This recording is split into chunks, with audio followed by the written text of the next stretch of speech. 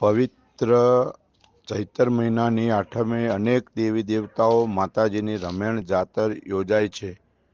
ચૈત્ર મહિનાની આઠમે માતાજીની અનેક ગામે ગામ આરાધના કરતા હોય છે। ત્યારે આજે લણવા ગામેથી 56થી વધારે બહેનોના માથે લાઈવ ડીજેના સાથે ફૂલોના ગરબા, ધાવણી માતાજી મંદિર મીઠા ધરવા ગામે માતાજીના ગુણગાન ગાતા ગાતા તેની સાથે ધાવણી માતાજીના ભુવાજી વનરાજસિંહ પ્રતાપસિંહ રાજપૂત બગી ઉપર બિરાજમાન થઈ વડીલો, બહેનો, બાળકો, નાની દીકરીઓ માથે ફૂલોના ગરબા ઘુમાડતા ધાવણી માતાજીના નિજ મંદિરે પહોંચી માતાજીના ચોકમાં ફૂલોના ગરબાને ઘુમાડવામાં આવ્યા હતા। ત્યાર પછી લણવા અને મીઠા ધરવા ગામના ગ્રામજનો દ્વારા ભોજન પ્રસાદ લેવામાં આવ્યો।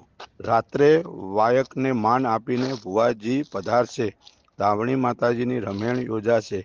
પવિત્ર ચૈત્ર મહિનામાં લણવા ગામેથી 56થી વધારે ફૂલોના ગરબા ધાવણી માતાજીને અર્પણ કરવામાં આવ્યા। ધાવણી માતાજીનો મહિમા જિગ્નેશભાઈ ચૌધરી દ્વારા જણાવવામાં આવ્યો હતો।